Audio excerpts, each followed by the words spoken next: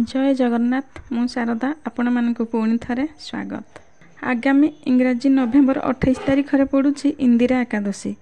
तो ओडिया रे आश्विन मास कृष्ण पक्ष रे पड़ुछि। तेणु एही दिन धर्मराज युधिष्ठिर भगवान श्रीकृष्ण को पचारुछंती केउं दिन केउं तिथि रे हुए एही एकादशी। तेबे आसंतु बंधु माने आमे मध्य श्रीकृष्ण को बाणी शुणी नेबा। युधिष्ठिर पचारिले, हे मधुसूदन, कृपा करी मते कहंतु जे आश्विन मास कृष्ण पक्ष रे केउं एकादशी हुए। भगवान श्रीकृष्ण कहिले, राजन, आश्विन मास कृष्ण पक्ष रे इंदिरा नामक एक एकादशी हुए। एही व्रतर प्रभाव रे बड़ बड़ पापराशि नष्ट हो जाए। नीच जोनि प्राप्त होइथिबा पितृपुरुष को मध्य एही व्रत सद्गति प्रदान करिथाए। महाराज, पूर्व कालर कथा, सत्ययुगर इंद्रसेन नाम जड़े विख्यात राजकुमार थिले, जे महिष्मतीपुरीर राजा होई धर्मपूर्वक प्रजा पालन करुथिले।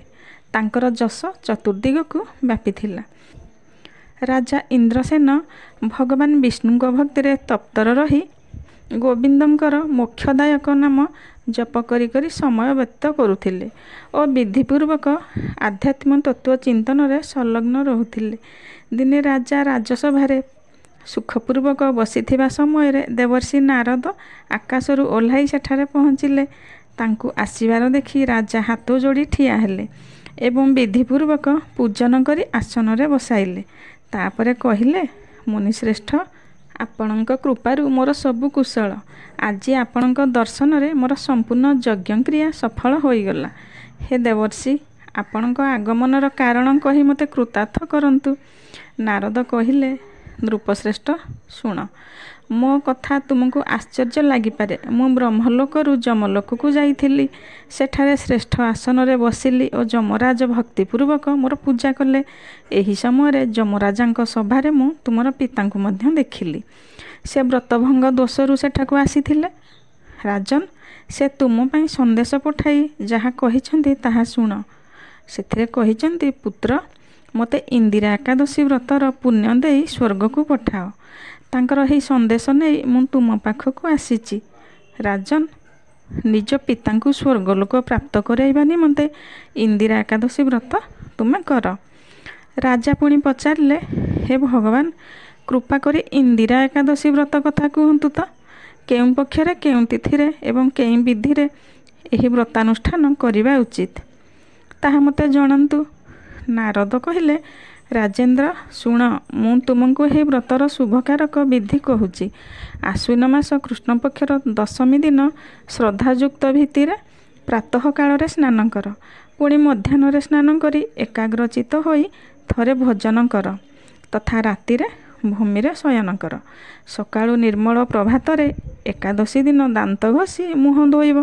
तापरे उपवासर नियम ग्रहण करिब।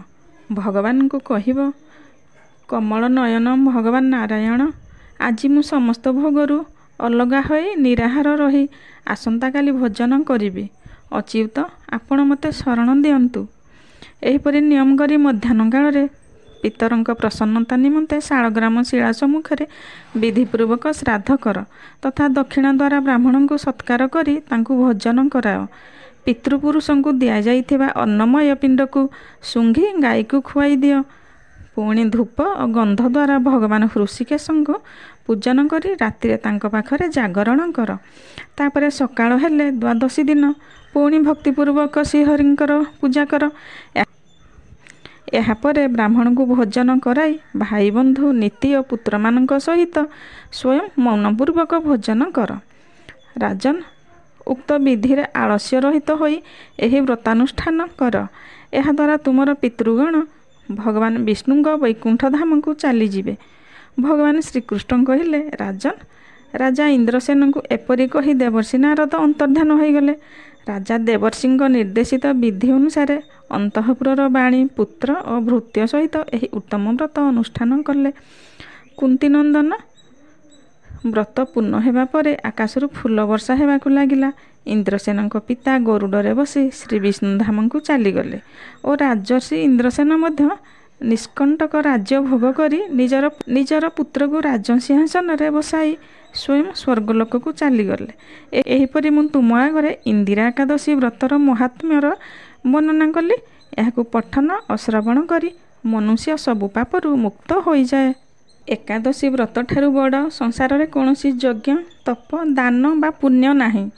ଏକାଦଶୀ ବ୍ରତ କରୁଥିବା ମନୁଷ୍ୟକୁ ସମସ୍ତ ତୀର୍ଥ ଓ ଯଜ୍ଞର ଫଳ ମିଳିଥାଏ। ତ ଆପଣ ନିଶ୍ଚୟ ଏହି ଏକାଦଶୀ ବ୍ରତ କରନ୍ତୁ, ସମସ୍ତ ପାପରୁ ମୁକ୍ତି ପାଆନ୍ତୁ।